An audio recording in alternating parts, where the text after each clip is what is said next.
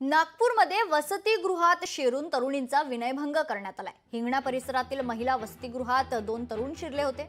दोघांकडून विद्यार्थिनींचा विनयभंग करण्याचा प्रयत्न केला गेला। वसतिगृहात सीसीटीव्ही नसल्याने आरोपींना शोधणं आता कठीण होते। पोलिसांकडून मात्र आरोपींचा शोध सुरू आहे। ओबीसी विभागाच्या महिला वसतिगृहातील हा संपूर्ण प्रकार आहे।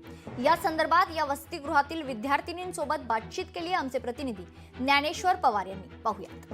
नागपूरच्या हिंगणा परिसरातील मुलीच्या शासकीय वसतिगृहामध्ये दोन व्यक्ती शिरून त्यांचा विनयभंग केला आणि त्यांचा मोबाईल देखील चोरून नेला अशी जे आहे ते असा मुलींचा जे आहे ते वसतिगृहातील मुलींचा आरोप आहे। आपण त्यांच्याशी थेट बोलूया।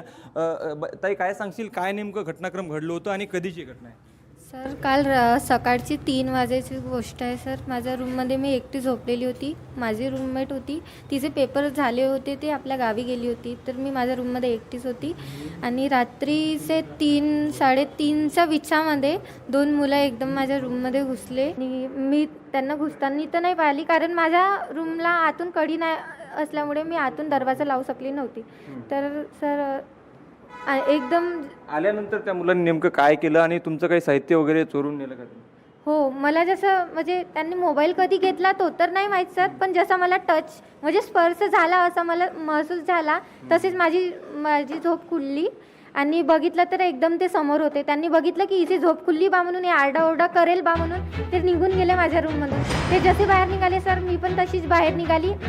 किती वयोगटातील ते आलेले होते आणि किती जण होते? तोंडावर काही मास्क वगैरे बांधले? मास्क वगैरे काही नाही होता आणि जास्तीत जास्त 23, 24 या 25 वर्षाचे ते मुलं होते आणि बांधून वगैरे काहीच नाही होतं त्यांना। तर काय वाटतं तुम्हाला ही सगळं घटनाक्रम घडले? या ठिकाणी सुरक्षा रक्षक नव्हते, सीसीटीव्ही कॅमेरा नव्हते असा विद्यार्थिनीचा आरोप।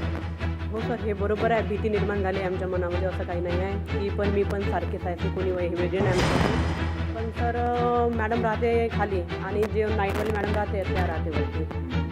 ते इकडनं आले काही कोणाला माहिती नाही आहे। सुरक्षा जी आहे ते असायला हवी अशी तुमची मागणी?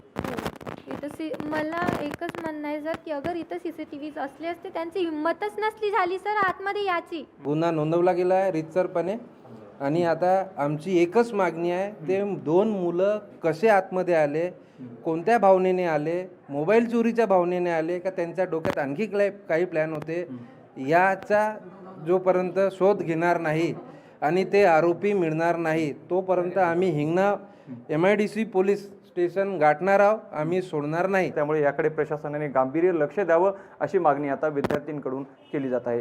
लोकशाही मराठी करता मी ज्ञानेश्वर पवार, नागपूर।